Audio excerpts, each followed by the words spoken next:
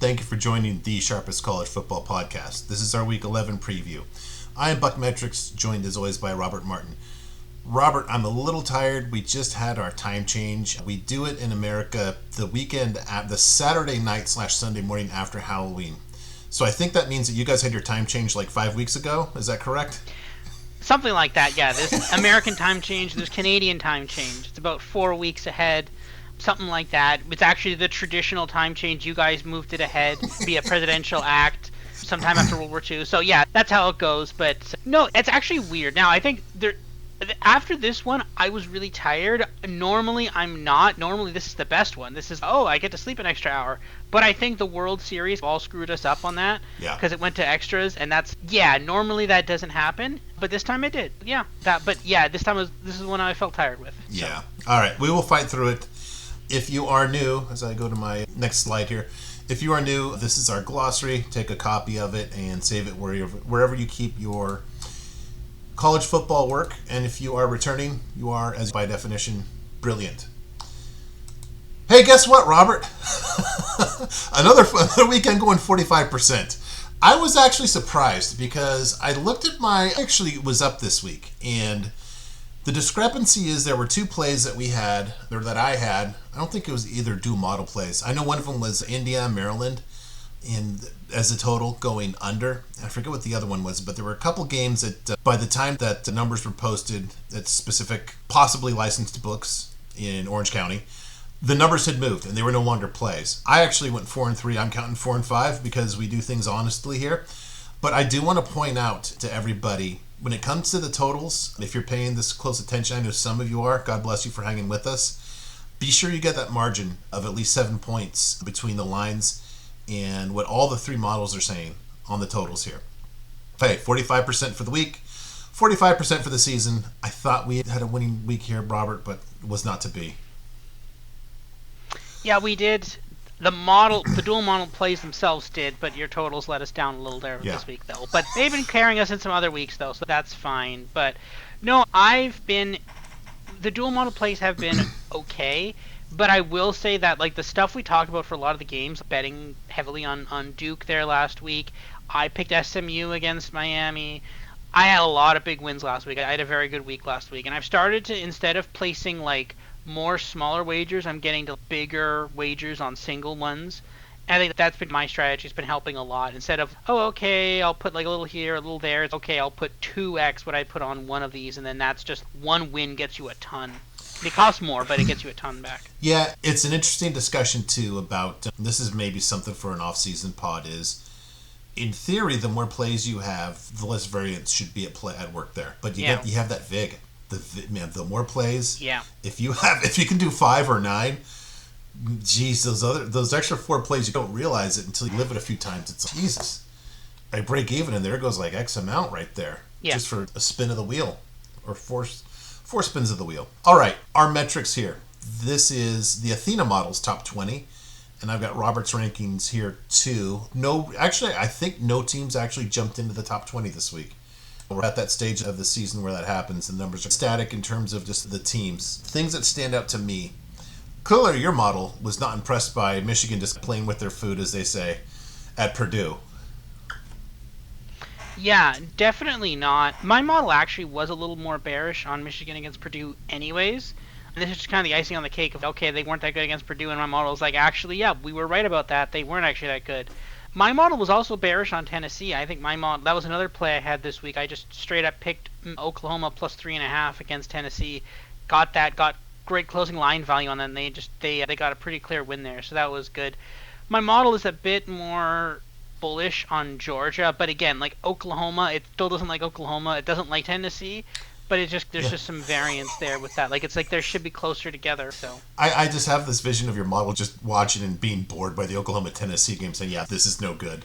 Just I'm gonna punch both teams for this. Yeah, interesting too, as you say, you've got as much as we can say how long they get away with it. Apparently your model thinks, I don't know, at least one round of the playoffs. Also noteworthy, Athena had Notre Dame number 1, and now Ohio State with that win over Penn State by the lowest of margins here. Sneaks in as number 1 just ahead of Notre Dame here too.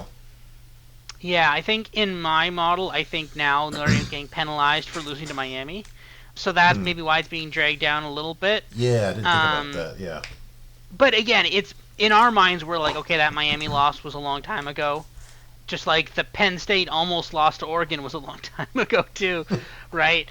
But in our minds, we say that doesn't matter anymore, and there's a good argument that it doesn't matter. But in the model, that's still, we're going to drag you down a couple slots there for that. So, like, I've got Miami, Florida down there at like 25th. Model, not happy with them at all. Florida State 51st. South Carolina 77th. Still doesn't like them very much. I'm with your model on but that. But no, yeah, I like my model. I'm really happy with where it is. I think there's some that I think there's some spots. There's a couple of these where it's like a little too high, a little too low. But I think it's mostly overall pretty fair, I'd say. Yeah. And I thought Notre Dame slipped because of the Boston College game, but then, as I noted in the review, they actually played to a 49-3 game against Boston College based on just the performance metrics, if not the scoreboards. Yeah. All right. I mentioned this last time. These are the top 25 polls for AP and the coaches poll. So this week we get the playoff committee for the first time. I'm a little behind. I haven't done my homework on the new committee members, so I can just expose what idiots and frauds these people are. I'll catch up on that.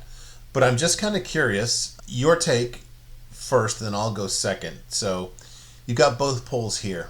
Who do you think the committee will have most significantly higher in their rankings than we see in the polls? Yeah, I think it's going to be a combination of, and I alluded to this a bit in part one, I think it's going to be Memphis is going to be higher. I think Memphis is going to be sitting in the high teens. Like the high teens, like 16, 17, 18, I think they're going to be higher. And I think they're going to find a way to wedge JMU and San Diego State into there. Oh my gosh. Because I think the committee is looking for an off-ramp. We talked about this in part one. I'll elaborate more. Because last year, I can't remember what they finally did rank Boise State. I should probably go look at that again. But the committee is now like, we have to put a G5 team in there. And I think they're now obsessed with the idea that they have to be 12th.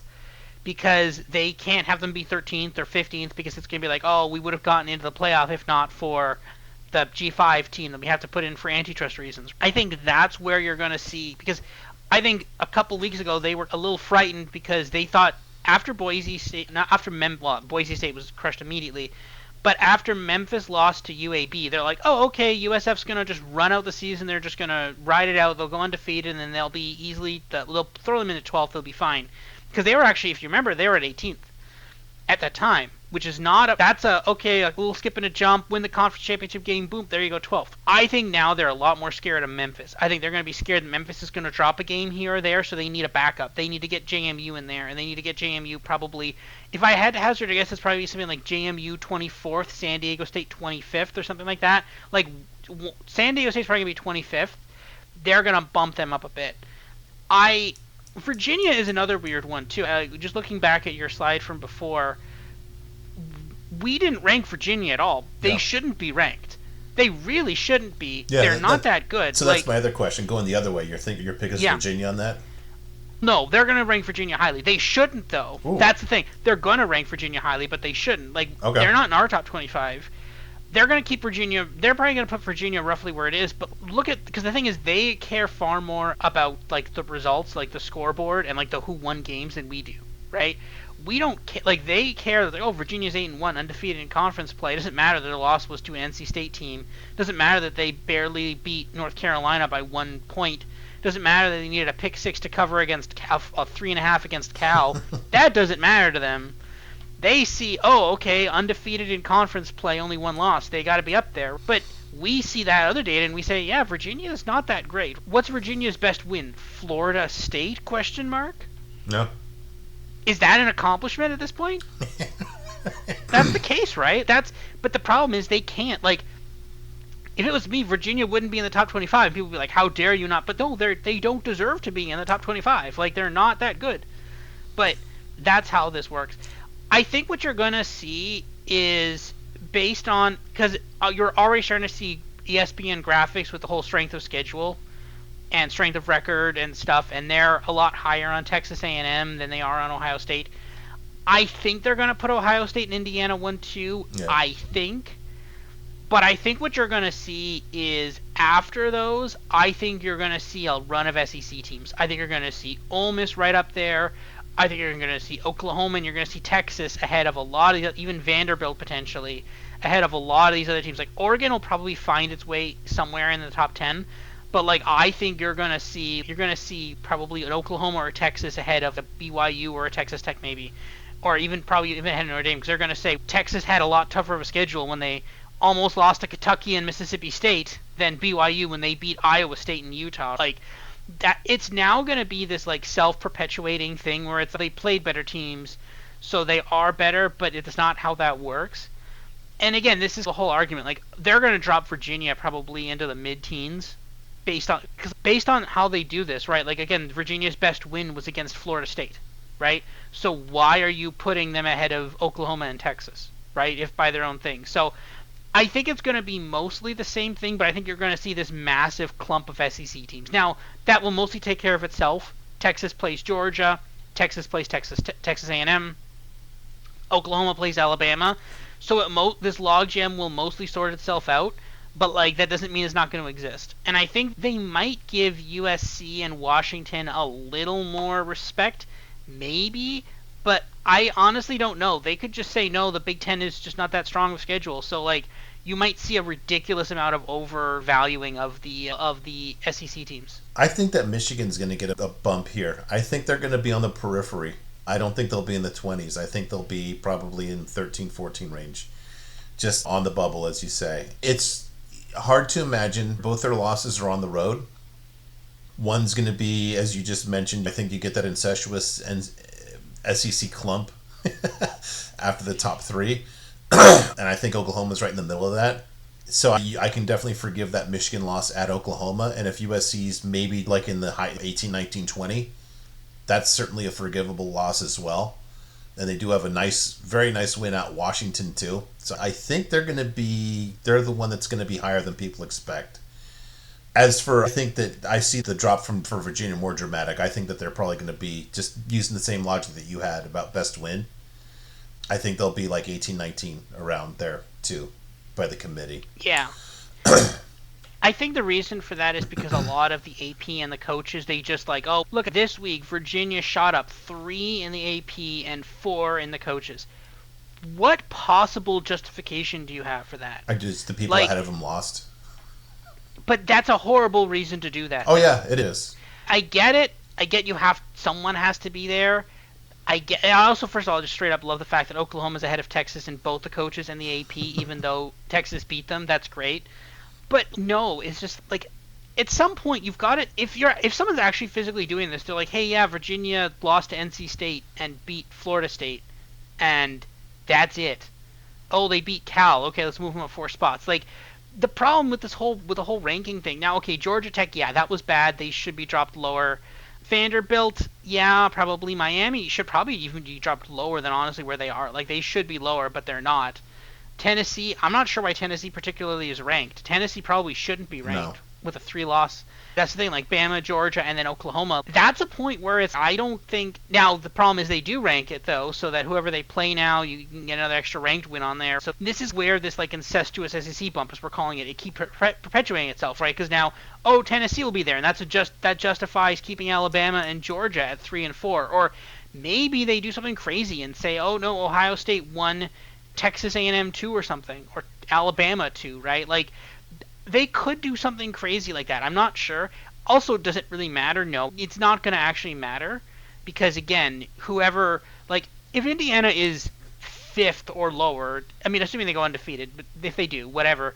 But if Indiana is like 5th or something, it won't matter because they get a shot at number 1, and they're going to clear. If they're the Big Ten champion, it won't matter. Actually, it would be better for Cincinnati because Cincinnati's going to be like, hey, screw these guys.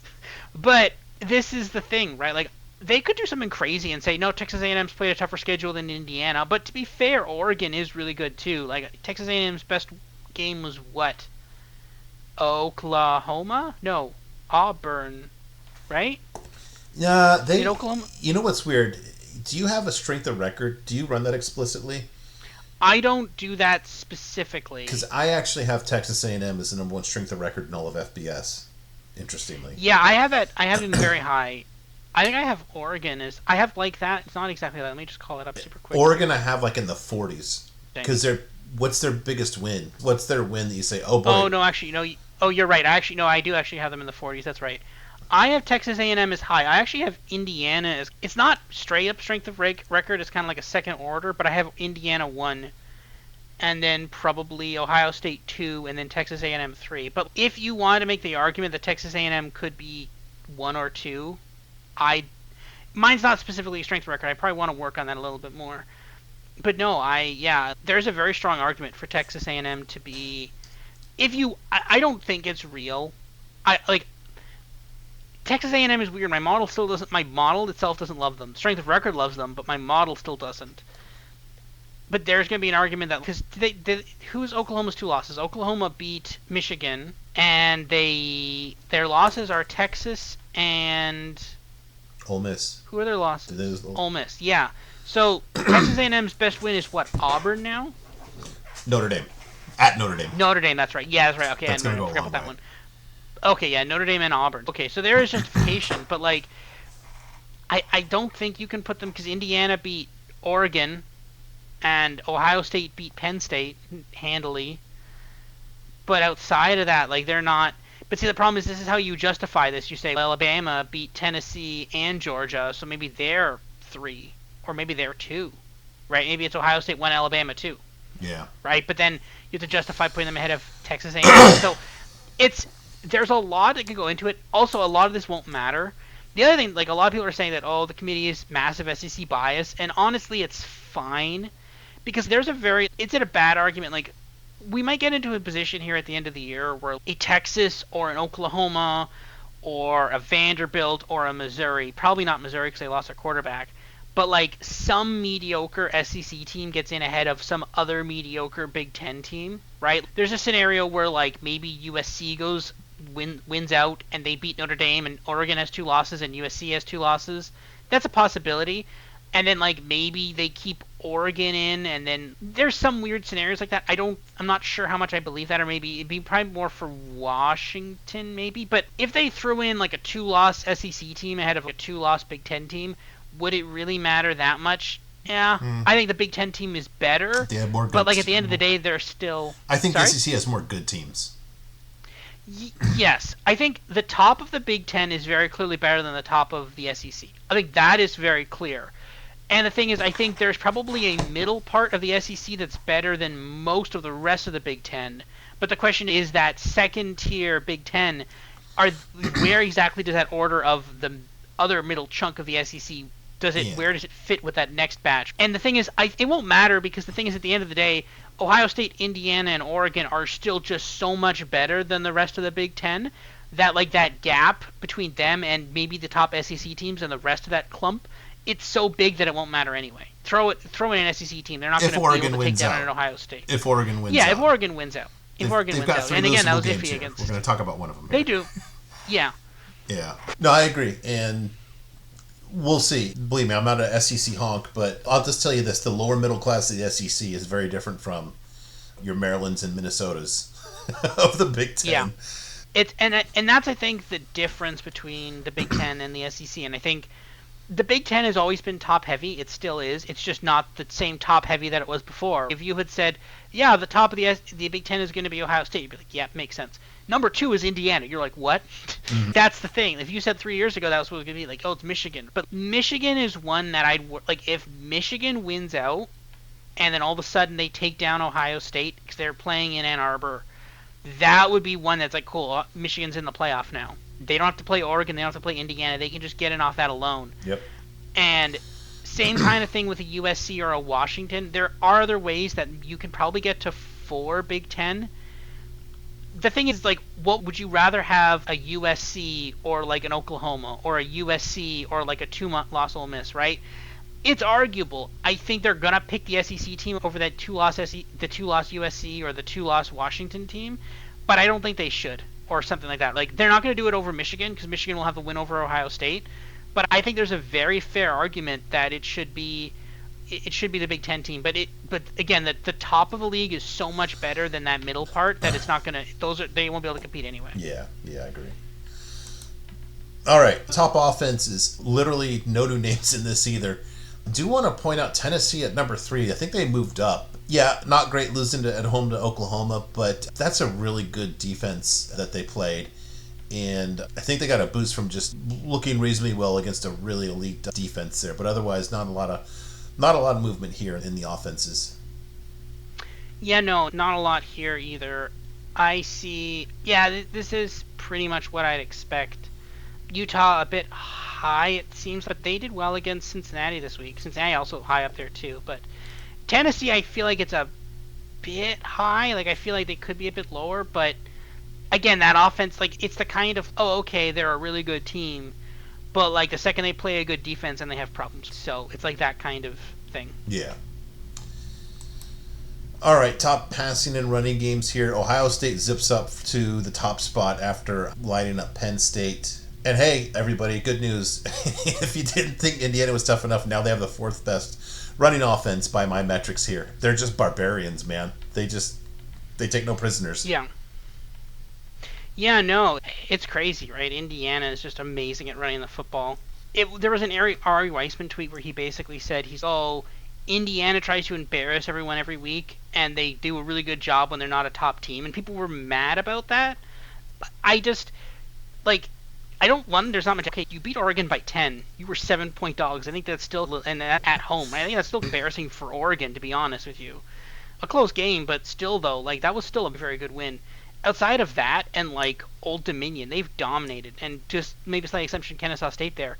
They've just crushed people. UCLA, Maryland, almost like Ohio State level dominance in some of those games, right? Maybe more than Ohio State would have scored in some of those games, too. We'll see Penn State this week. The line is still 8 points less than the Ohio State line in that game. Let's see. Ohio State won by 30-something. I think it was 38 to 14. So, now there was closing line value in that. A lot of people were betting up Penn State spread. I bet Penn State spread in that. That didn't go well. But, again, I hope these two win out and we see Ohio State, Indiana in the Big Ten championship game. I'm just excited for that. Yeah, you know what? I'd rather see them in the playoffs. I'd honestly... All right, let me just make this not self-serving. This is going to be a fun game. Oh, let's make it really fun. How about Oregon, Michigan for the last playoff spot instead of the Big Ten title game? Because Indiana and Ohio State are in. So we use it. We repurpose it. Yeah, so you're saying, like, Oregon picks up a loss somewhere. Yep. Oregon loses to Washington, so now they have to play Michigan for the last Big Ten playoff spot. And then in that scenario, Washington would be the 3rd, so then they need a 4th? Sure. Washington has 2 losses. So they just, The problem is there's no mechanism for that, and you can only, as per the rules of the college football, you can only program that. You can only schedule that game like 4 years. Okay, we'll play the game for the 4th playoff spot in 2028. No. What I'm saying is I don't want to see Ohio State and Indiana play now. I want to see them in the playoff. Instead of the title game, I want to see that. I want to see a play-in game. Yeah. There is an argument for just screw it, just make one of them the champion. Like, it'd be, point differential at that point? It'd be like, whatever, they're the champion, congrats. Or co-champions. If it's both undefeated records, make them co-champions or something. Like, it doesn't matter. Because, and we're getting, especially when we talk about an expanded playoff, which we may or may not be getting, why do you want Ohio State and Indiana to play? The only way you'd actually make it work is if there was like a 2-round bye. Where it's, because if the first round is the championship weekends, then the next round would be the next weekend after, and then but then what's the point even playing? So you're playing in a championship game, and if you lose the championship game, you have to play the next week or something. There's not much payoff here for this. Like, we're getting to the point where playing in these games is worse than not playing in them. Yeah. Right? And we even talked about that. Let's say Ohio State they play this game, and Ohio State beats Indiana in a last-second game. Whatever. Very close game. Ohio State pulls off the win in the last-second field goal. Great. All-time classic Big Ten championship game. Indiana has to go in a couple of weeks and go... Now, actually, maybe not technically. Actually, no, they'd both still get... But see, now you have to prove. If Ohio State blows out Indiana by 20 or something, then all right, we're going to throw in like someone else there to get that seed, right? I don't think they're going to drop them to the 4th. So we are getting to the point where there is very little return on investment in playing in these games. It's just, okay, you have to pay extra money. you burn rest. And let me ask you this: the two teams that played for the national championship last year, how'd they do in their conference title games? That's the thing, they didn't. Yeah, I think there's something to that. And there was something where Oregon had a bye, they lost in the Rose Bowl. Georgia had a bye, they lost in the Sugar Bowl. Boise had a bye, they lost, but they probably were going to lose anyway. Who else had a bye? Arizona State almost took down Texas, but Texas probably shouldn't have been there, maybe. I don't know. It's difficult to say, but it's just like the system last year clearly had some issues where it was like these teams shouldn't be playing. This team is far better than this team. Why are they playing in round one? And I think we're going to fix that a little this year. But I think we're still in a point where there is very clear. Like if you're Oregon, say you win out as Oregon, and Ohio State, Indiana win out, you're totally fine. Yeah. You're like, great, yeah. If you win out, you go all out against Washington, you probably get what? Because I think it's a couple weeks. It's not 1 week. It's the semifinals are what, 2 weeks after the conference championships? I think 2 weeks. Yeah. So take the extra bye week. Yeah. Right? So basically you're like, that's totally fine. You guys go play each other. That's fine. We're going to prepare for Vanderbilt or something. I don't know. Yes. And the other thing, too, is that there's a small chance, because remember, it's the top 4 seeded, right? So if you get some upsets in the other conference championship games, or let's say it's like Bama, Georgia, and then let's say it's Ohio State, Indiana, and then Bama, Georgia. Bama crushes Georgia, or whatever, and then Indiana and Ohio State play a very close game. Yeah, Oregon, you're the 4 seed now. Congrats. You got a free bye now. Wow. Right? For just not even doing anything. Ooh, that would be a little... I don't know. That would have upset some people south of the Mason-Dixon. I'll just say that. True, but... Yeah. All right. Okay. Let's top defenses here. Gotta say, Robert, we did not see this come with Ohio State number 1. No. We gotta eat a little bit here. Matt Patricia, good job by him. Arizona State crawling into the top 20 here. Good for them. That's the only real change here. But interesting, I guess the model kind of likes holding Iowa State to 19 points. I guess. The thing is, Iowa State's not a bad offense. Arizona State has been a pretty decent defense, except against that Utah game, which was the first Jeff Sims game. They pulled it in Mississippi State, too. Yeah. But that was just aberrational. They still only allowed the game. so many points. And they did hold TCU. So yeah. They have had some good defensive games. LSU, I guess the Texas A&M one was a bit aberrational there. Texas A&M also on this list, too. Notre Dame slowly creeping up that list, right? Who would have thought that after that Texas A&M game, Notre Dame would be up there? But they are. Hell, who would have thought after the Texas A&M Notre Dame game, both of them would be on this list? Yeah. They're both on this list. Ohio State is a very interesting one because it's like we did not like Matt Patricia. He was not a good NFL coach. So this is a bit of this is confusing for me because it's like he wasn't good in the NFL, but like he's good in college. Now, is this just like straight up, oh, okay, he's just doing this because is the Ohio State roster just that stacked that it just doesn't matter? Because you had Jim Knowles last year looking amazing too, and he doesn't look nearly as good this year at Penn State. So is this going to be the case where like people are going to be like, oh my God, Matt Patricia's defense, he's so amazing, he's got to be a head coach next year at Auburn or something? Does someone pull that trigger? Because like we're getting to that point where like if Ohio State goes like undefeated through the regular season, wins the Big Ten championship game, gotta feel like some of those like they're gonna. But this is the thing, right? And maybe there's something with the Ohio State program where they just have so many good defensive players because they had a couple drafted out, but not a lot drafted last year. And not in the first round either. Like maybe there's just so much talent there that it just doesn't matter. Yeah. And that'll be the interesting thing to see, right? Does Matt Patricia go somewhere else? Some of these rehabilitation projects that some of these coaches have taken on, Bill O'Brien was one too. He was an offensive assistant at Alabama.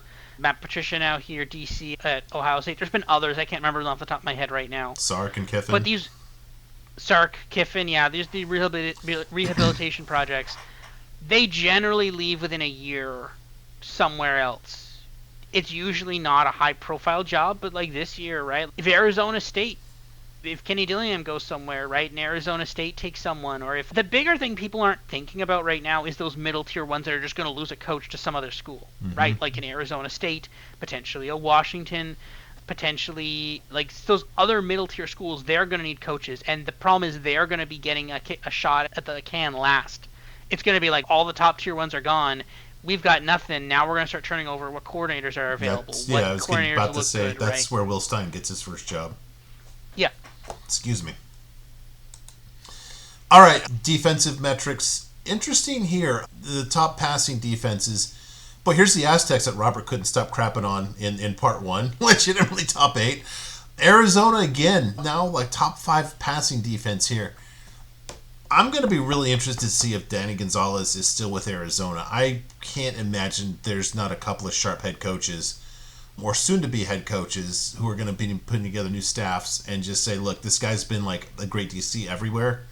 He's not a head coach. Maybe, I don't know. I don't know. He wasn't great at New Mexico. That's not an easy place to coach, regardless of what's happened there the last 2 seasons. But I'm going to be interested to see if he's still at Arizona next year. None of those rehab projects that you mentioned on a lesser scale. And hey, guess what? Now Ohio State sneaks in the top 10 on run defense here, too. Not a fun team to play. But you going to say apologies to the fine people of San Diego? They have a good defense. But I don't like they needed a last-second touchdown to cover against Wyoming. So, again, could they win the Mountain West? Yes, actually, I grabbed some of them to win the Mountain West just now. Nice. That doesn't mean anything, though, right? Okay, yeah. Well, go ahead. Sorry. It means something, obviously. Winning the Mountain West, you get to a half-decent bowl. You had a great season. That's fine. Doesn't mean you're a top 25 team. But the problem is that you have to be ranked top 25 in case Memphis and JMU lose. So that's the thing. Go ahead with your. What kind of price did you get on that? I got plus 125. I think that's pretty good. Yeah, with Madsen out, we saw how really weird things tended to happen with him out of the lineup. The thing is, it's like, who are they going to be playing? Who would they be playing against? And is it going to be Boise? I don't think it will be. No. Based on what you saw against Fresno? They play each other. If they lose again, then who's second? Are we going to do like San Diego State UNLV? UNLV just I think they're coming back. They're regressing to form, I guess is what I'd say. You remember we're pointing out just that easy schedule that they had. Exactly, but this is the thing, right? Who are they playing? And they're probably, if they get there, they're probably going to be a favorite. This is fascinating.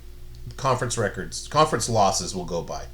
San Diego State 0, Boise 1. This is where it gets interesting. You with all of these with 2. Fresno, who just beat Boise, would have a tiebreaker. Hawaii, New Mexico, Utah State, UNLV. Jeez. Okay, this is way too long. UNLV and San Jose State's not going to be it. But UNLV needs some stuff to work in. I remember we talked about like their first 4 wins were over teams that didn't have a win. I think that they're regressing to the mean pretty hard here.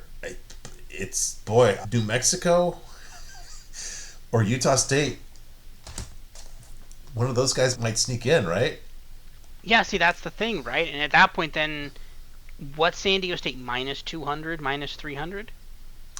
I don't know. And you're getting it over New Mexico's good. Legit. All right. Yeah. One more thing I'll point out quickly from this slide, right? Because we keep talking about this Big Ten championship game between Indiana and Ohio State. Indiana, top 10 defensive apex there, 7th. Ohio State is 4th.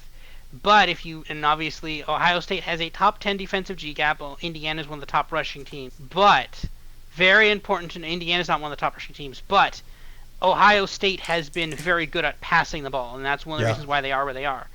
And you now have a very good passing defense going up against basically pass-only offense.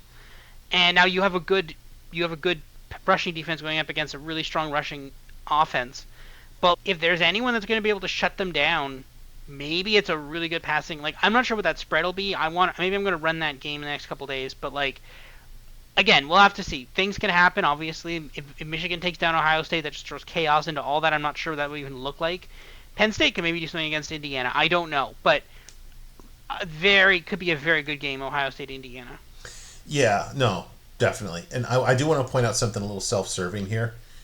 If USC does win out, it will have been, over the last 5 games, literally against the top 3 passing defenses all FBS. They just beat Nebraska. They have Iowa in 2 weeks. And then the week after that, they have Oregon. If they get there, they'll have earned it. Man, that Nebraska game was I won't say rough watch. It was a engaging watch, we'll say, to put it nicely. Yes. All right. The bum list. Some delayed news here. First of all, bad news. Malachi Nelson has no longer qualified, or else he has to relinquish his stranglehold on the bum list here. Jumping in there is Caden Anderson of Wyoming, who, not his first time there, but just he was off it just a week ago. But San Diego State just shoved him up there all the way to the number one spot here. A week late for Isaiah, pushing for Logan Fife to make the bum list. Comes in a week later at number 5 there for New Mexico State. We knew it was just a matter of time before Tony Sanchez gave us a gift on the bum list here. And then 2 new names at 9 and 10 that kind of break my heart. Keon Jenkins, who just had such promise at FIU under Mike McIntyre, and just it's not gone lately for him. And Zevi Eckhouse, I was just saying, when Washington State had that nice little run there where they basically came so close against Ole Miss and Virginia, then they beat Toledo. Shockingly, the team that knocked Zevi Eckhouse to the bum list is Oregon State and interim coach Rob Akey. So, a lot of movement here, but congratulations to Isaiah for Logan Fife getting a number 5 spot there.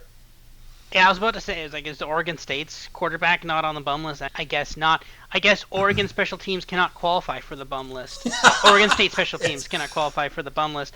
So Malik Murphy was at some point, remember? He was for a couple actually, weeks. Yeah, that's right. Yeah. He was, yeah. But no, yeah. Actually, they've got to clean up their special teams, because their special teams was a lot worse under the old coach. So it's got to be a lot better now. But it's very interesting that one name here that's just not here. What name is not here that was here last week? And DJ Lagway. Yeah, he played it off against Georgia. I know, that's crazy. What an insane twist of fate, eh? You'd get off the bum list against Georgia? That's nuts. But Georgia, they keep getting away with it. But, like, why are they in a position where they have to get away with it? Like, it shouldn't be that close. Yep. So. Yep. All right. You want to go over Week 11's games? Yeah, let's do it. Okay, and just a reminder, additional games we'll be doing this week with Duck and our regular Island Time podcast that'll be dropping a day or two after, I think 2 or 3 days after this, depending on how things go here. All right, I think we have 3 dual model plays, only one side, and that would be this one. Air Force at San Jose State, giving 3.5 as of Sunday night.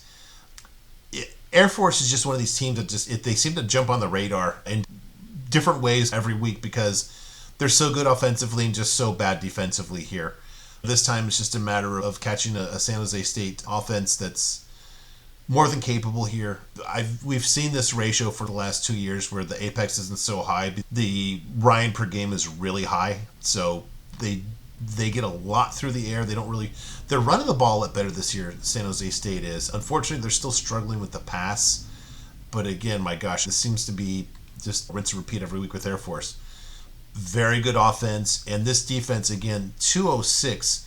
This defensive apex right here, this is worse than, I think the top-rated quarterback now is CJ Carr with an apex of 167 or so. So they're making every opposing offense look better than the best quarterback in the game today.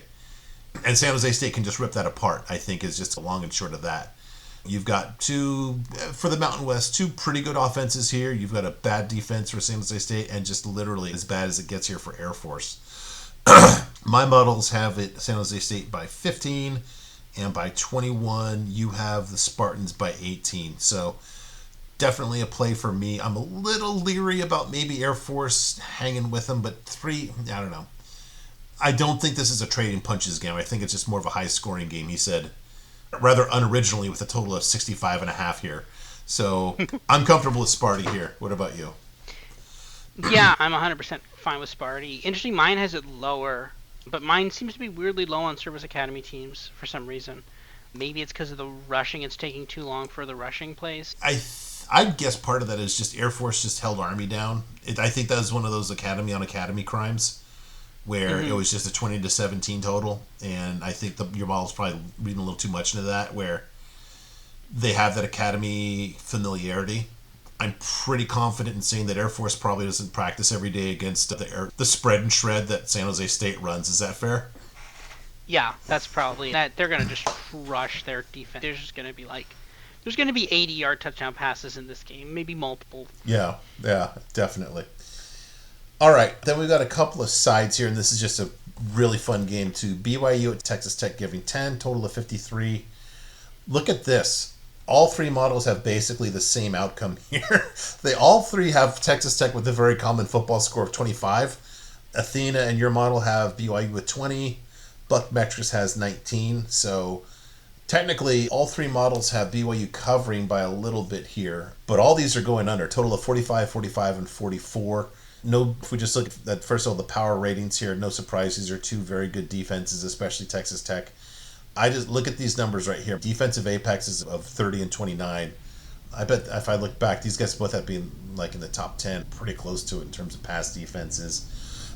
People don't run on Texas Tech either. These are two good offenses here, but gauging the two, good offenses, exceptional defenses, especially Texas Tech here. So Texas, if you watch that Maldell's couch a little bit, Texas Tech can get explosive on offense. If you saw that Kansas State game, now Kansas State is nowhere near as good defensively as BYU. Tech just seems a little bit tricky to contain at times.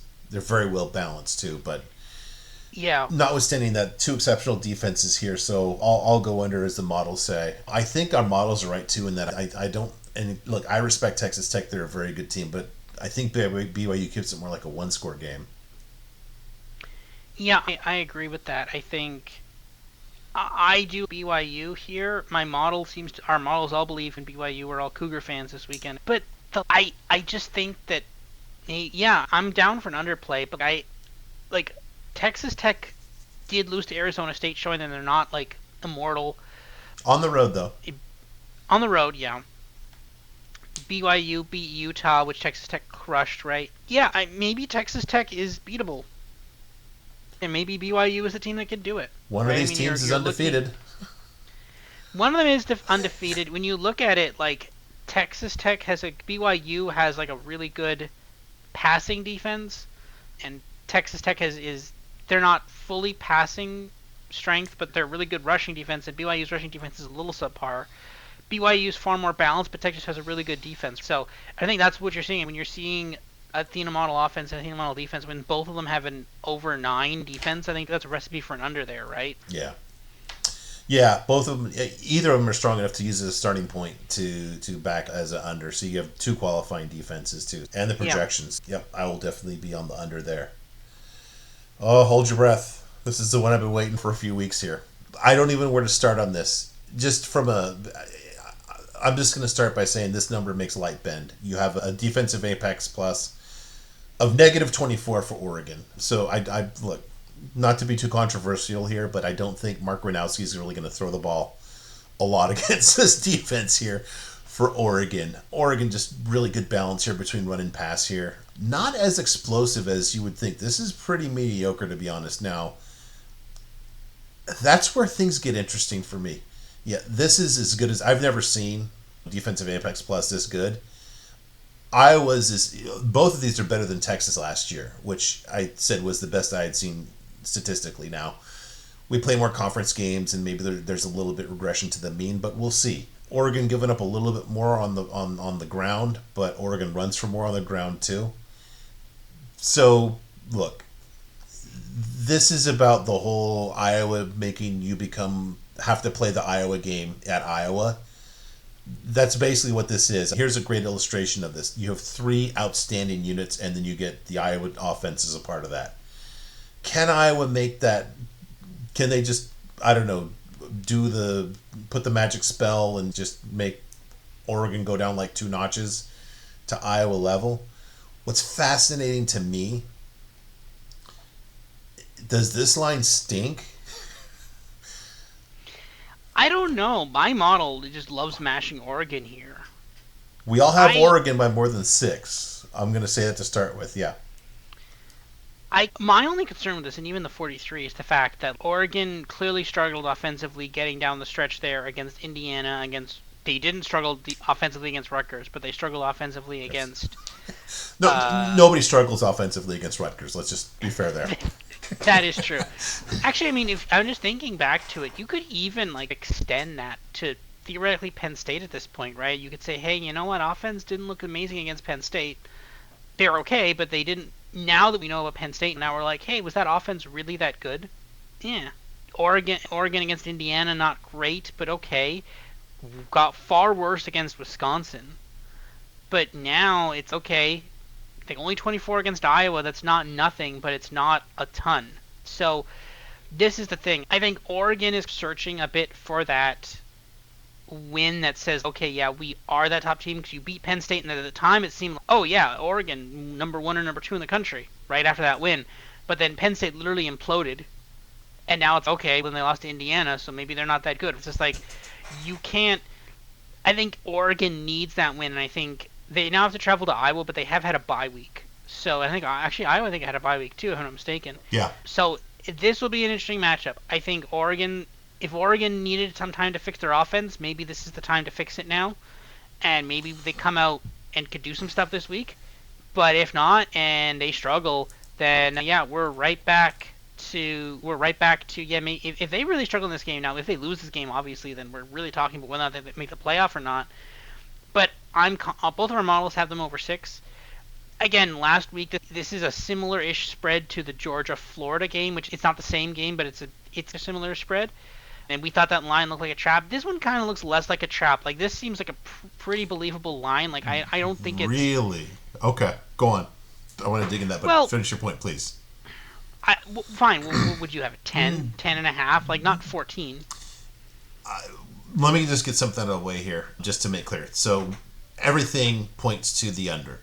We have 33, 33, and 29 on the 3 models, and the posted total is 43 and a half. I challenge you, not personally, but just rhetorically. So let's round it up to 44. So that's projected by Vegas, is projecting a score of, what is that, 44, 38, 19, 25 to 19 in favor of Oregon. If you take 6 and you get to the total of 44? Roughly, yeah. 25 to 19. I have no idea how Iowa gets to 19. Yeah, that's fair. This is what my challenge. I want to find the person who actually has some kind of modeling or something, or some computer that's not Gemini that spits out pictures of Robert with 8 fingers, but actually something that's smart, that says, yeah, Iowa's going to have 19 points here. I cannot see any model that gets to a point spread of 6. So this is where I'm just fascinated. There's some human element that's taken, like what we have here, margins of 11, 15, and 9, and said, you know what? And let's not forget, my model basically accounts for home field, so it can't just be Kinnick. Yeah. I'm going to sound like some kook, but are there darker forces that just say it's going to end up at 6 because sharps are going to push it? That's what I don't get. It's this margin that's steady. Is this just, okay, Oregon struggled against Wisconsin, but Iowa dominated them, so therefore people are going to be on Iowa, and they think people are going to be on Iowa, so that's why that line is where it is? One game? both play the same team. Okay, yeah, no, one comparative game, yeah. Yeah, Iowa crushed them 37-0. One of their best offensive performances in years. Oregon barely beat them. Okay. That's enough. Again, I cannot see how you draw this up. And again, this is why I love this under. I'm not saying there's no such thing as a lock, but just if there's a 6-point game here, it's not because Iowa's scoring 19 points. It's because Oregon scored, they held Oregon to 13. Yeah, that makes sense. I'm just fascinated by that. I would just be shocked if look, we're not unique, okay? I hate to break it to you. We're smart, but we're not unique. It's probably like hundreds of other models like ours, okay? Similar, not exactly, but roughly similar. I can't see any of them getting to a margin of 6 here. That's why it stinks to me. Now what do we do with that? Is this like where with Indiana, right? They're like, Iowa is very competitive against Indiana. Margin of 5 there. Is that what this is too? Yeah, that's a good point. You know what? You just, in one sentence, you undid everything I said. Because I would be saying the same thing right here. Although, yeah, God, would you... How many fistfuls would you play if Indiana was giving 6 at Iowa? We've just kind of stumbled onto it. Yeah, no, that's true. You'd put a lot in there. But then they didn't cover that. Now it was on a last second safety. Yeah, it's almost like a third world country kind of thing here, where you just have to throw the normal rules of law out, and it's just that doesn't happen at Iowa. It just But the thing is, if you here's the thing, they'll take the flip side here. If you told me Oregon won 24-0, would you be surprised? No, not at all. No. I'd be like, yeah, that makes sense. Because they score like 40 points a game, right? So, a good Iowa defense held them to 24. Yeah. And again, then Iowa got like a field goal or something. Yeah. Yes. Like I could see that. Like my model, like 24-9, which is again a normal football score of 9. I see that. I can see that. I like holding Iowa to not a touchdown, maybe 2 field goals or something weird or something. Yeah, I could see it. Yeah, when Iowa went over, they had 40 a couple weeks ago, and I was sore about this. 40 against Minnesota. We had a pick six, and then we had an interception that led to a Iowa touchdown drive of over 21 yards, and we had a punt return. I just don't think Dante Moore... Look, Iowa, I obviously respect their pass defense because they're going to make my team look silly in a couple weeks. I just don't think Dante Moore gives them the ball in such advantageous position. You don't have to. You run the ball so freaking well here. And this is Will Stein. This is not some idiot OC that's just struggling. He knows what they can do. I don't think Oregon's going to help him to the extent that Iowa needs to score. Again, the thing that makes this game so intriguing, that's why I like this under so much. And you have two of the very best defenses here. And every single path, no matter what, just points to the out. That kind of feels like an under then, right? Every narrative that kind of lines up with every data point. Yeah, I agree with that. NBC going to be, again, this is one of those games where I'm going to say this is a much must-watch game, and it'll feel like that Boise State-Fresno game where it's like there's no yardage and they're total of 37 points, which will go under, though, so that'll be exciting. But yeah, this to me is probably the most intriguing matchup just because Styles makes fights as much as anything. Just as good as it gets. You seem a little nervous, Robert. I'm checking my notes. Last week you said I'm not worried about Iowa. Huh. I'm still not worried. If we do lose this game, though, then that we're not going to the playoff. No. We don't deserve to go to the playoff. No, you do. You have a path. If you beat USC and Washington on the way out. Yeah, but then every time you beat one of those teams, you're knocking them in the top 25, though. You need to root for those teams. I'll put it that way. True. Yeah. True. All right. Yeah, I'm looking forward to that game. Don't know if I'll watch this, but it's this. Now we're to the BuckMetrics total plays. So Auburn at Vandy giving 7.5. A bit of a who knows what to expect with DJ Durkin. Congratulations on your interim coaching gig here at Auburn. Posted total is 46.5. Athena has the total at 54. BuckMetrics at 54. You've got the modest total of 21. You've actually got Vandy by only a point here. Are you comfortable with that? Yeah, I don't know. This is there's some ones that are a bit weird. My model does like just Auburn in general. It doesn't love them, but it just likes them in general. Respects them, we could say. Respects them. Respects their defense is what I would say. It respects their defense. It does not like them offensively, as you could tell by the 20 points, but it likes them defensively. I don't know, if you told me that Hugh Freeze firing made this team feel better and got them to go out and play, yeah. Is this potentially a fired coach? You can't tell me that Billy Napier would have done that against Georgia. Yeah, I would you left out one word there that makes a whole difference. Does Hugh Freeze being fired make this team play offense? You left that out, and I don't think that anything gets solved with that. It's been rough, but was he the problem? Was because he basically said, we're going to keep playing Jackson Arnold, and they said, don't do that, and then he said, okay, I'm not going to do it, and then they scored 3 points. So I think you have to put Jackson Arnold in unless he's dead or something, but I think that's the point. You just play him now, and maybe you call better. See, with all this stuff, it's with some of these coaches and some of these quarterbacks, it's just, no, this is my system. You're going to play my system, and if they're not good for that system, then, well, you're going to have a rough year, and that's it. That's just that's the beginning and end of this. Yeah. And if you get a new coach in there, and he's okay, let's play. Hey guys, brilliant idea. You know what? Jackson Arnold's really good at running these types of plays. Let's run those types of plays. People are like, that's crazy. Why didn't we think of this before? That's what's going to happen. And I think that's... Do you think that's really? I don't know which place he's good at, but like he's maybe, I don't know, maybe there's one or two plays he's okay. Let's just do that play 50 times. Now, granted, you and I don't watch a lot of Auburn, but No, they've let's say this, they played Oklahoma very closely, admirably. And you just look at all the hard luck they had, man. Just I don't know, a rough way to Hugh to go out, although karma, read into it what you will. I'm just hard pressed. I'll put it this way: I never once looked at Auburn, and again, not like I watch them every week, but when I look at them, I just never thought, boy, if they just had maybe just some better play calling here, everything would be better. It's more nothing really works on this side of the ball. I don't know if you fixed that. Maybe that's what I feel about Penn State, honestly, too. Watching Penn State against Oregon and stuff is just like, why do they keep calling these screens? Like, just stop calling.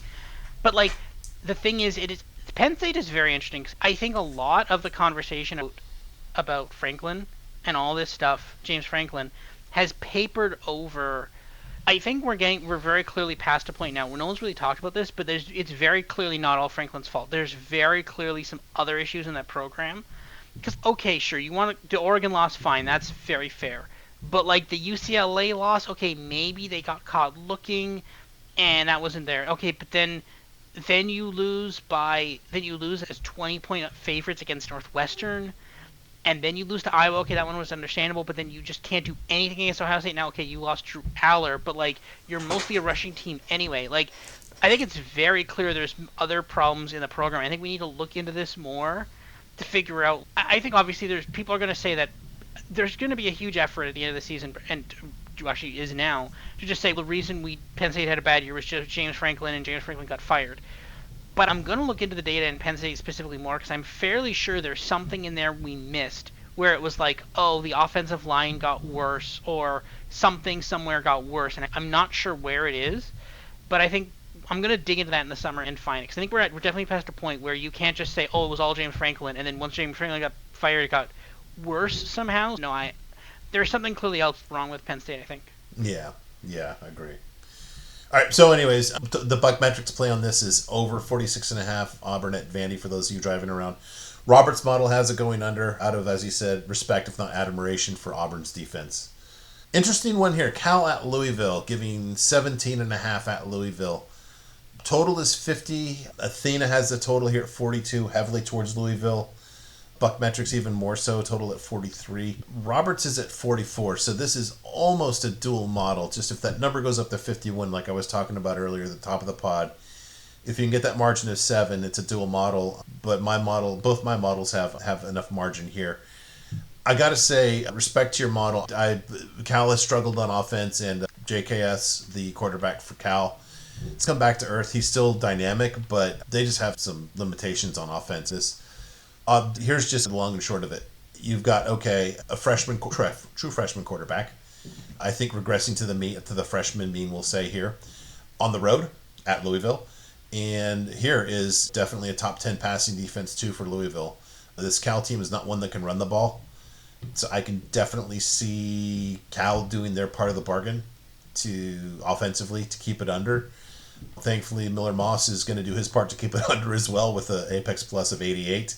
Not a great looking ball game here from a pleasant viewing standpoint here, which really sounds like good for an under. We're just about there. I guess I'll start with you on this. Do you really see Cal scoring 20 against this Louisville defense? Maybe. One thing I will say, this line looks weird. I don't think I've bet this yet. But one thing I will say is that my model specifically has been doing really well with these ACC games, especially the top tier ones. Like, it nailed North Carolina being competitive against Cal at Cal. It nailed North Carolina beating Syracuse. It nailed Virginia covering against Cal. Like, it's been doing really well, especially in these kind of, I guess you'd call it, off-brand ACC games. That being said, it did like Georgia Tech over NC State, which, like, to be fair, I don't know why. That was 6.5, and I guess it was wrong. But it was weird. That was a weird one anyways. But the Louisville one's a bit of a stretch. Louisville did play Boston College pretty close for most of that game. I don't think they were looking ahead to Cal. So maybe, I don't know. My model just has a bunch of weird calls in the ACC recently, and they've been mostly going my way. So I think I'm going to probably throw something on Cal plus 17.5 here. Wow. Ooh. I trust my model. Yeah, you got more stones than I do. I can just tell you that. Not a lot, a small play, Okay. but my model seems to be doing well with these calls, and I'm not sure what it specifically likes. Maybe it likes the fact that Cal has, I don't even know, they're not great at defense. They're not great on offense. I don't know. Maybe it sees something in there. I don't know.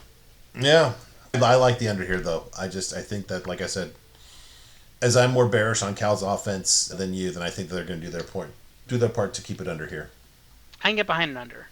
Navy at Notre Dame. Navy, yeah, I'll put it this way. This I don't think is going to be competitive. Yeah, this is interesting. So I've got a spread here, 36 and 20. Boy, that's a divergence here. Is that right? 36 and 20. Yeah. So not really playing a side here on Navy and Notre Dame, but totals of 62 and 64 for my two models. This total of 46 I can see. Navy's defense is not great. Notre Dame, let's not forget that this is not just a good offense, but an ascending one. They started slow, good at running and passing the ball, and explosive. 46 is so low. I remember when I saw this, I thought, gee, Notre Dame could probably do that by themselves, and the Athena model does have them getting there by themselves with a total of 49 here. I'm not quite there with the BuckMetrics at 42, but that's close enough. You've got this going under. I'll tell you what, I'd be shocked if Navy limits Notre Dame to 30 points. Yeah, my model was really bullish on Navy last week, and they got burned there. So I'm probably gonna basically pass on this one. Maybe my model's just maybe weirdly low on Service Academy teams. Maybe it's taking too long for rushes. Maybe his rushes are eating up too much of the clock, and that's why. Or maybe it just really likes Navy for some reason. I don't know. I'll take a look at that and see, but. No, I'm not. I'm just not going to play this one. I think the over is not a bad idea. I actually don't hate that over. I think that's a great thought and theory on that, so I'll see. But yeah, I'm not touching Navy here, though. Definitely not. Yeah, and I think the other thing, too, is just to get almost reductive here. I think if the Navy offense doesn't work, it's not going to work in the fashion where it'll get stalled out in the red zone. I think it's going to be like, yeah, Notre Dame just knows how to stop this. And Notre Dame gets the ball a lot of times. With much frequency, yeah. So a lot of opportunities to score. Okay, Robert, once again, you can just apologize to the entirety of the 619 area code here, San Diego State. Giving 5.5 at Iowa. Not to be confused with Iowa. Not at all, Hawaii. Let's just go right to the power ratings here for the squads. You've got basically Hawaii, not too impressive on either side of the ball. The one standout unit here is San Diego State's defense. As we talked about earlier with the top 8 passing defense here, which is really interesting right here. You see this 26 defensive apex, and for Hawaii running the run and shoot, it's really a weird thing where they're not all that efficient. I'm going to give the nod in the passing game to San Diego State, and then you've got this big discrepancy on offense here in pass defense and run defense too, obviously, with San Diego State being so strong on that side of the ball. So not a side play here. But definitely we've got Athena's got a total of 44. My BuckMetrics at 42 versus a total of 51.5, and San Diego State is a underplay here. Excuse me. So you've got it on the number here. As much as Hawaii's improved this year, I look at this lack of efficiency in the passing game, and you've got what I think is a really definitely strong defense for San Diego State. So I'm pretty comfortable with it going under the 51.5. I'd agree, but Hawaii, and again, this is on the island. This is island time. Yeah, true. Sometimes weird stuff happens on the island, so I'm gonna pass on this. But yeah, could happen. I think that the underplay probably is smart here, but some weird stuff happens in these games sometimes. Yeah, so. Especially after everybody's tuned out too. It's weird how much stuff happens in the last 10 minutes of those games, huh? Yes. Yeah. All right. Got a few here that are not any plays, but just interesting games I want to go over with you. Indiana at Penn State. Indiana given only 13.5. I'm almost just going to do a rinse and repeat of the argument that I made of the Ohio State game. I think this number is just way too low. I just think Penn State's kind of a below average Big Ten team. And who besides, as you just pointed out to ruin my whole fun about Iowa and Oregon game, who besides Indiana and Oregon can play that close? There's nothing about Penn State that's... I'm staying away from the numbers in this argument, but just from a big picture, there's nothing about Penn State that tells me they can stay within 2 scores of Indiana. You look at the numbers, that's all backed up here, right? Yeah, a couple things. I'm just not betting on this game because I don't need to. I remember I grabbed this line preseason at Indiana plus 16 and a half. So you could say 13 and a half isn't enough. I'm getting 16 and a half. Yes. So could Indiana cover the minus 13 and a half? Yes. Could Penn State cover the minus 13 plus 13 and a half? Sure. Could they win the game? Yeah, possibly. Is Penn State going to win this game by 17 points? I don't think so. So I think I feel pretty confident in that. The thing here, though, is that just like straight up, like the argument here, and I can agree with that. I'm not sure why my model is still stuck in around the 12 line there. Is that the argument we made last week for Penn State keeping it close against Ohio State was that, like, oh, they're actually a good defense. It's the best defense Ohio State's played. They have a good pass defense. Maybe they could shut down Julian Sand. Their rushing defense was able to shut down Ohio State, but they threw it anyways, and he threw for 300 yards, and now he's a Heisman contender for some reason, just because he threw a lot against a horrid Penn State team. This Indiana team now, they are far better at running the ball, and Penn State is far worse at defending the rush, right? Now, and Indiana is just going to, like, this to me seems very similar. I think that this seems very similar to the Ohio State game. I actually think that Penn State would actually have a slightly better matchup against Ohio State than they would against Indiana, because if Indiana is so much better at rushing the ball and Penn State is just worse at defending the rush, that could just be a disaster in that case. I minus 13 and a half, but again, if you want to bet 13 and a half here, go ahead, but I've no reason to bet this at all. There is no reason for me to touch this. I'm happy. I will watch this game and just be like, all right, as long as Indiana wins this game, I am in just amazing shape. Yeah, no, I'm not touching this. There's no reason for me to touch this. But yeah, I'm rooting for Indiana minus 13.5 because if Indiana were to crush Penn State by more than Ohio State did, then all of a sudden that Heisman race gets very interesting. Yeah. Between Julian Sayin and Fernando Mendoza. I think Mendoza is probably the better value play. I just don't know about Julian Sayin. I think that if you put him up against a good defense, cough Michigan, because again, Michigan was not the only one who has. Julian Sayin would not be the only Heisman race that Michigan has derailed. I believe C.J. Stroud a few years ago was taken down for the Heisman by Michigan as well. I want to say there was another one Michigan took down. I think I can't remember, but there was one. They definitely took down at least. I think it was C.J. Stroud a few years ago. They took down. They beat him in the last game of the season. I think that was the game where they made that was the game where Ohio State lost that game, but then they played that crazy New Year's Eve game against Georgia. Mm-hmm. Remember? That was that one. That was C.J. Stroud. I think C.J. Stroud was the favorite for the Heisman going into the Michigan game, and then he lost that game, and then it went to, I want to say, it was Georgia beat Michigan. No, who won the Heisman that year? Because it was supposed to be C.J. Stroud, but then C.J. Stroud. Wait, that was 22, right? Or that was 21? That was 22, yeah. 22, Caleb won it. I think that was 21? 21, maybe it was Caleb. I'd have to look that up. I can't remember what it was, but Michigan has done this before. So I think there's value on Mendoza. If you think Indiana wins by minus 13.5, sure, bet some minus 13.5, but also bet Mendoza Heisman. If you think they could beat them if they beat them by more than Ohio State did, then there is no reason to think. If they beat them more than that, then there's no reason for Julian Sayin to be the favorite over Indiana. Yeah, I cannot disagree with that. I want to point out, too, when you said, I guess maybe asked what's the best pass defense that he's faced, I just want to point out this is just the luck of the draw. But I just pointed out that over the last 5 games of the season, my team will have to play literally the top 3 pass defenses, all of whom are in the Big Ten. Iowa, Oregon, and Nebraska. And I think Ohio State misses all 3 of those, huh? Yeah, I think so. Yeah. So, yeah, I guess a little TBD on exactly... I'll put it this way. USC's team apex dropped from 2nd to 7th after facing one of those, just after facing Nebraska. So there's a lot to be said for that, because it's very different going against a passing defense the caliber of Notre Dame, Nebraska, and those, and versus just the whatevers, the indifferent kind of checked out Penn State of the world. So interesting. Okay. I like this game. I've been a little bullish on Mississippi State for a while. We've pointed out that they actually have a better than thought of defense. I guess we put it that way. They finally broke through, got their first conference win in more than 2 years now.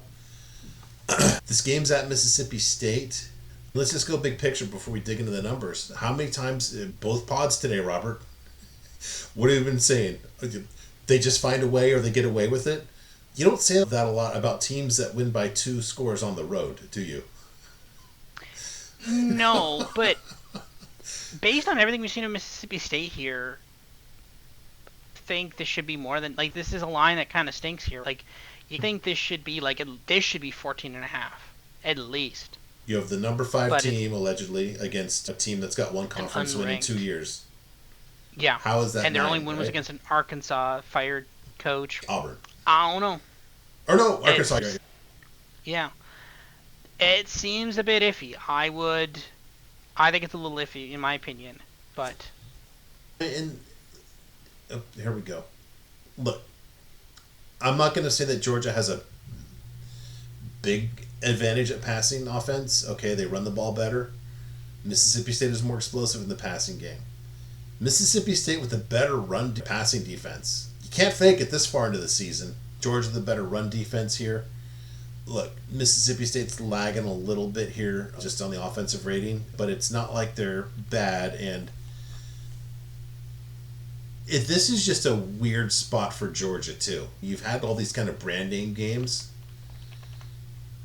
and you're finding a way, and now you have to go play in front of all these freaking cowbells.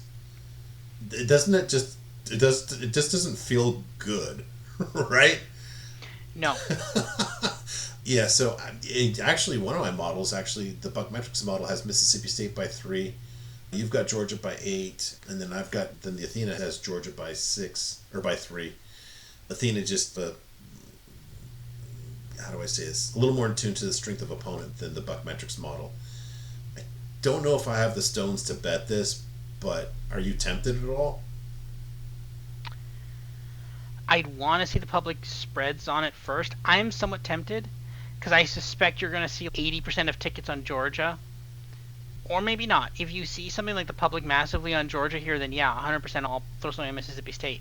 But Mississippi State's let us down before here. Now, sometimes, but I will remind you here, Florida at home against Mississippi State was 9.5 point favorites.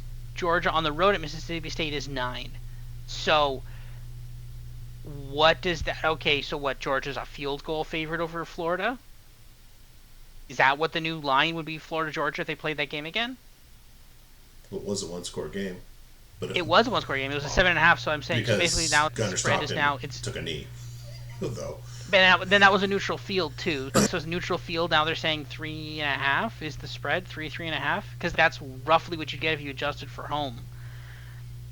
I don't know. It's very weird, right? But at the same time, Texas barely beat Mississippi State.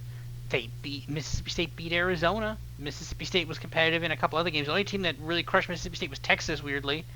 But other than that, Mississippi State has randomly been competitive in some of these games. It's been so unpredictable betting on Mississippi State. Are they going to be good this week? Probably, but sometimes just they're not. And I don't know which one it is. But I'd want to see more public spreads, but yeah. I think Mississippi State could be a play here. Yeah, I just noticed too that I don't know. It looks like this is close to being an underplay too. Let's ask Duck about this one on Island Time. I'd be interested if he can talk us off the ledge or talk us into a bigger play. That sounds like an interesting one. Yeah. All right, last one here. Am I going to be suckered in? And I don't know if I'm going to be suckered in. Both these are sucker teams. My metrics, my model, my freaking everything just cannot quit Florida State. Yours is telling me to get over it already. telling me to get over that Florida State versus Alabama win, but Florida State they showed signs of life, and guess who's not showing signs of life? Okay, Clemson, it's not like they didn't try, but man, they're just in a bad spot. Florida State's so much better offensively here. Much better passing offense. Tommy Castellanos is actually back. I don't know if you caught that. He played against Wake. Now, again, Clemson is not Wake, but whatever. Florida State's running offense here is way better. I have to say, too, we have to say this. I don't think Clemson's O-line is good. They're not good. They don't protect well. They don't run well. They don't give their QB time. Passing explosiveness is about the same here. Look, passing defense is about the same. Run defense is about the same. Both my models have Florida State by what? By 6 and by 8. You've got Clemson by 3 here. And I don't know. You and I are of different minds here a bit. These seem like two teams that you like to fade. So is this just something where you're going to run away? It's a battle of, and I think at any one of these, I need at least 3.5 to back either side. I was about to say, it sounds like a double plus money game, right? You need money, you need points on either side. I don't even know if 3.5 would convince me for either one of these. If you told me, you know what, Florida State, because the thing is, you even saw this against Wake last week. Florida State looked good. They looked really good. That looked like the team that beat Alabama. And then every other game this year, they have not done that. Against Virginia, against Stanford. Like, it's this weird thing where there's sometimes they're the good Florida State and other weeks they're the bad Florida State. And heck, even in the Miami game, they were the bad Florida State for the first half and then the good Florida State for the fourth quarter. So that good Florida State, they should be favored over Clemson. And Clemson is also not good. But are they really that good? What Florida State are we going to get? And for me, it's just I would probably need 7 to start thinking about a side on either way. If I bet Florida State, I probably need 7, and if I bet Clemson, I probably also need 7, maybe even 7.5. So I'm just not touching this, and I'm not going to tease up Florida State to 8. That's insane. That's not worth it. There's better games to play. Just don't touch this. This could be really fun to watch. I'm probably not going to watch this game, but it'd be really fun to watch this on just queue up the. Oh yeah, this will be ACC Network, so you can watch this on YouTube for free legally. Don't know how you could watch a game illegally, but you'll be able to watch this game. Yeah, this could be an interesting game. Let's just see. It's gonna be weird, but I'm just looking up where this is gonna be on. ACC Network. It's on the ACC Network. Wow. Pretty sure that's not where they had that projected in the first of the year. Probably not. No. Yeah. Look. I believe more in Florida State than you do, but the way you describe it, it feels like it's the UMass versus Kent State of the ACC. That's why I was looking up where it's going to be broadcast. But that's it, right? It's like you don't know what you're getting on either of these teams. From your standpoint, I'm just more confident. Here's the thing is, and again, I'm not going to play this. I'm not going to, because I just forgot Gus. Gus breaks my model. And if I look here, what's the one standout here? It's this offensive rating right here for Florida State. And that seems too high. It was a year ago where I just finally said, I'm tired of this crap with UCF. And it was like, oh yeah, Gus breaks my model. So I'm on to you, Gus. You're not going to break my model this time. I saw you break my model. You broke my model, but you didn't break me. No, but good one to watch, right? Yeah. It's an anxiety game.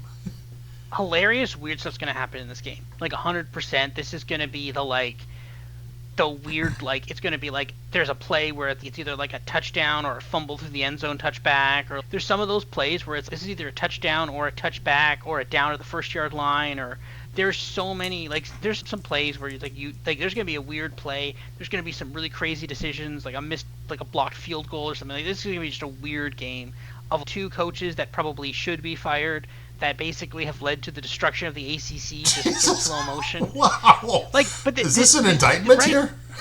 No, this is Florida State and Clemson started this whole thing. They are the reason why in a few years the ACC is going to be smashed into a giant piñata. That's what's going to happen because of what Florida State and Clemson started with that lawsuit a couple years ago. All because of, I guess, because Florida State was left out of a 14 college playoff and they wanted more money. And I remember there was a game not too long ago where Florida State played Clemson, and it was for legitimately one of the top ranked seeds in the number 1 ranked in the country. when it was like that was an insane game, went to overtime, an amazing game between the both of them. That was 2 years ago with Travis Hunter. No, Travis. No, it wasn't Hunter. Travis. Oh, what was the name of the Florida State quarterback who got injured? Oh my gosh. It was Travis something. Yeah, the guy. It's gonna bother me. But no, he was the quarterback, and that was an incredible game. Very good game. Love that game. These are not those teams anymore. That was a team with Clemson had Will Shipley on it. That was a Florida State team with Trey Benson, who's now the running back for a thing. That was Keon Coleman. Very different teams now. Nowhere near the same level of talent. And ever since that year, both these teams have just gotten significantly worse since then. Clemson somehow made the playoff last year, although they probably shouldn't have.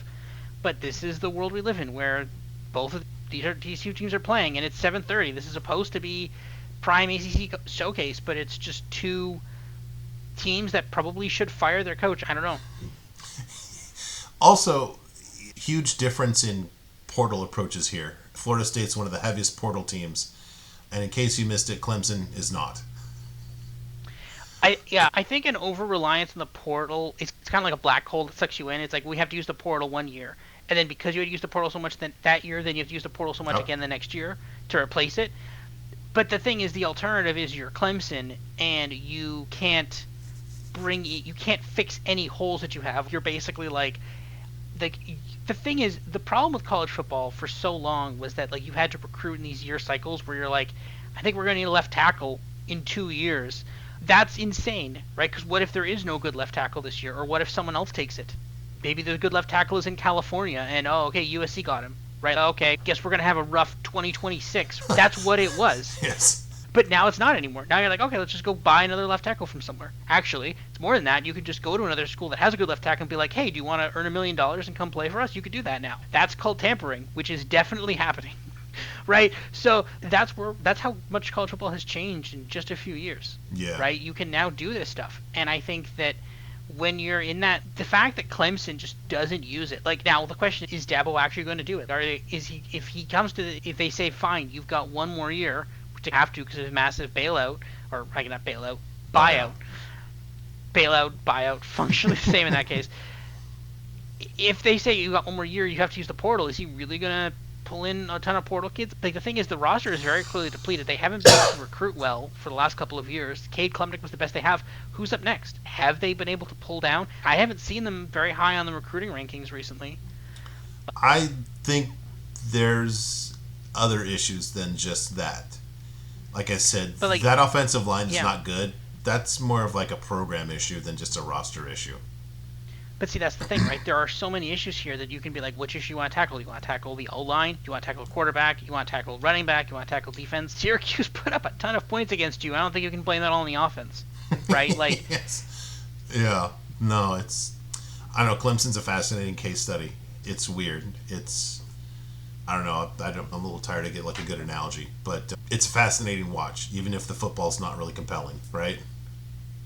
Yeah. Yeah.